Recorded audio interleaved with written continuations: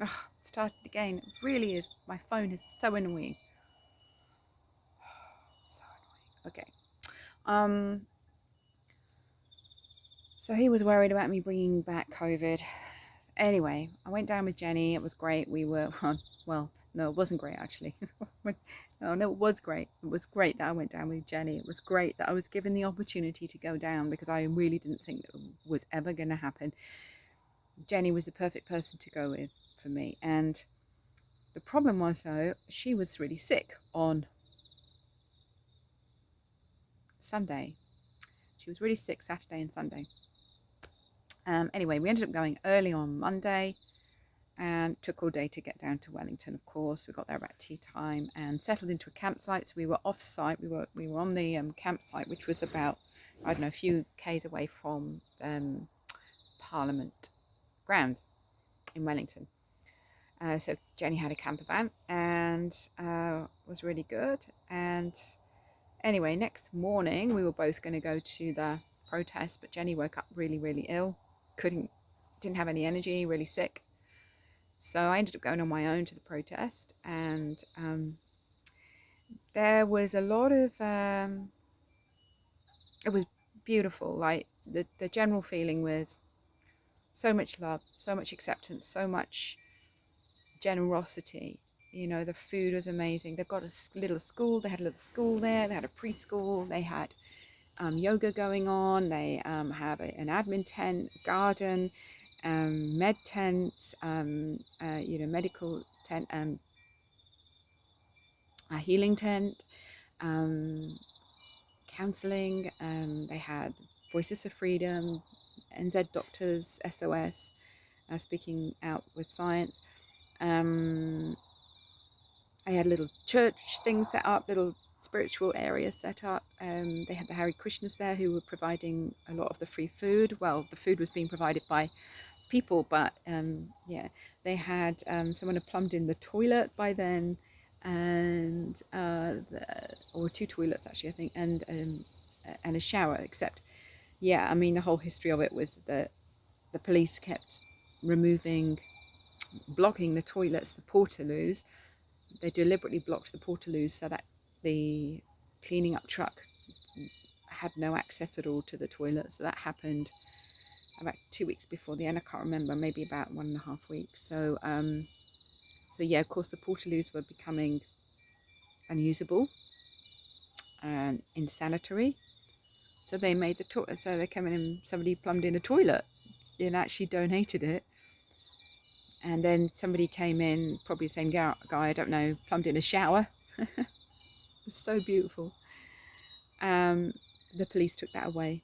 They ripped it down. He was so cross because it was his stuff that he had donated, and yeah.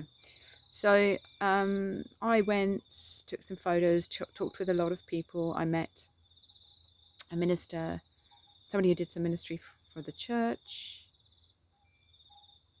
I met chiropractor teachers who'd lost their jobs due to the mandates, nurse, the Hare Krishnas, and yeah, just chatting. Homeless guy who was he'd been drinking too much, but he was harmless. Um, it was just a really beautiful space, but there had been a feeling of kind of foreboding. Something was brewing. I think everybody knew that. They had flown in heaps of policemen who were staying at Ridges. I think 300 policemen, but they'd flown in another 180 who were staying in nearby hotels. And also the day before, they were doing some drilling up by the church.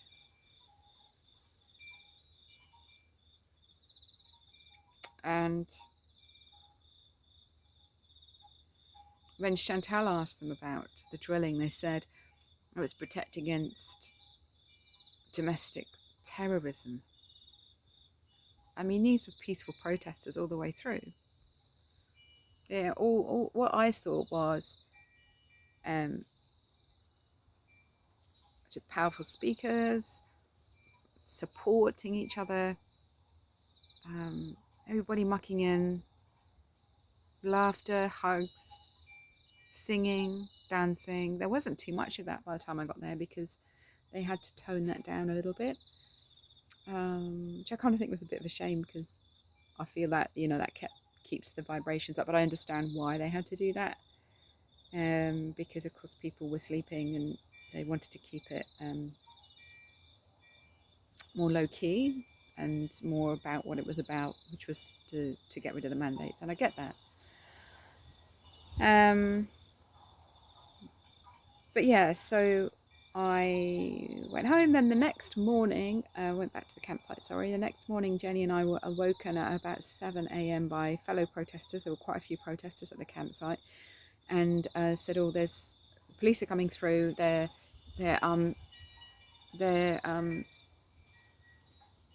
chasing everybody away. You know, they're oh, I can't remember the word she used. Anyway, the police are all there early in the morning, turfing people out of their tents and camper vans. We're going to head down as soon as we can." So we packed everything away. We headed down in this vehicle with a guy who was one of the protesters who worked in the kitchen, and he was going to go to the kitchen. So he dropped us off, and it's quite close to the grounds. And as soon as he dropped us off, there was so much police presence. There was a helicopter above. It was a very dark feeling, really, really dark. As we were walking towards the Parliament grounds, there were also civilians, which I presume were civilians, so they looked like civilians, in high-vis vests and with the word duty on it.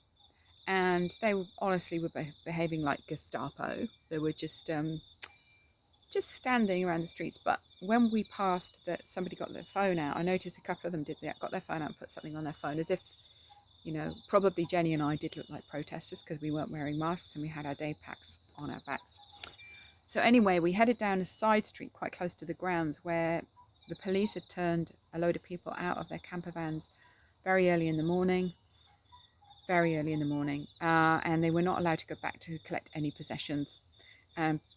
People were standing around clearly in shock, very upset, mostly women.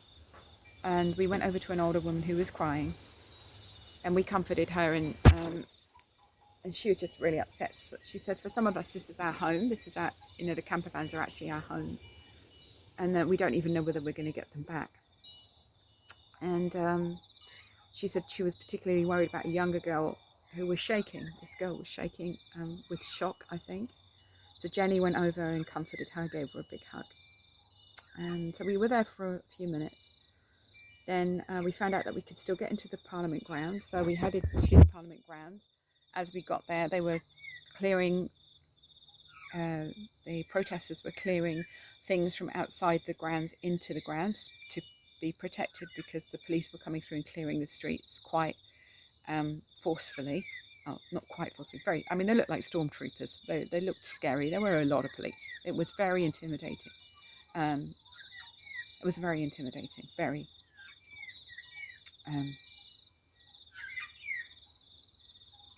Yeah, it automatically puts you in this fear sort of state, you know, that fight or flight state. So we helped get the stuff in from the medical tent, and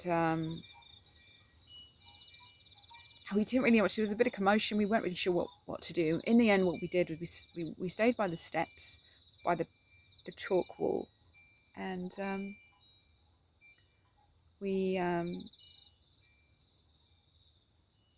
did some energy work actually, and had a couple of quite profound experiences while we were there, which I'll share on another video, because otherwise it's going to take too long. So we stayed there about 3 or 4 hours and really weren't sure whether to stay or go. And in the end, we did leave. And then it was about 1:30 by the time we got to the campsite, and then we watched the lives unfold, and it was hideous. We just cried. I was in shock. I think Jenny was, but I was definitely in shock. I was cold. I got cold. It was a cold day, a really cold day. And a day that was not forecast.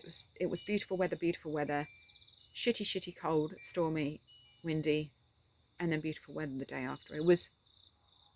And there was a lot of chemtrails going on. There were. I mean, we saw them all. I noticed that on the way down. Really noticed that, and a lot of people remarked on that as well. So maybe a little weather manipulation going on there. So anyway, and there was pepper spray being used, and it was hideous. It was hideous. When a few protesters came back to the campsite, we ended up just having an evening with them and having a few wines, and they just kind of needed to debrief, I think, and everybody needed to have a few drinks. So while I was away on the Monday, which is the day we left, my whole family, as in Jez and the kids, were positive with Omicron, whatever, COVID, whatever it's called nowadays, and which was kind of funny. It also meant that the dogs were fine because they were at home with the dogs, so I didn't need to worry about the dogs getting looked after. So that was kind of funny because, of course, I was the one that was going to be bringing the horrendous disease back. But then, of course, Jazz didn't want me to come back home because he thought I was going to bring another variant back home, which is absolutely ridiculous. Where the hell is his head at? It's not even based on any science now. It's just absolute crazy shit. I also had Michelle, GP friend, so-called friend, telling me I've been at a super spreader event where they were all unvaxxed and she didn't want to be have any contact with me for I don't know how long. And of course I said, I'm not going to be around anyway because I'm going to go and isolate with my family if they let me back. So Jez insisted I got a stupid rat test, which are a load of bollocks anyway, but I did. And it was negative, which was even funnier because of course I've been around Jenny, who probably had it all week and didn't get ill. And anyway, this is my 6th day at home. I'm still not ill. I'm asymptomatic. My test was negative and I'm fine. So that was quite good. So I am telling everybody how healthy I am. I even dug a grave for Gloria, my darling goat Gloria, who died on Sunday. So I dug it all on my own, and it was a big hole, I can tell you. But yeah, I've been catching up on gardening and I've been healthy as. So, gosh, I'm kind of exhausted trying to give you all the thing, but petrol prices, the whole Ukraine-Russia thing is going on now, and there's like so much smoke and mirrors around that. People are all, it's just people with their fucking virtual signalling. I'm just over it. I'm over it. Virtue signalling, sorry, not virtual signalling. Stand with Ukraine. Well, you didn't fucking stand with your own people.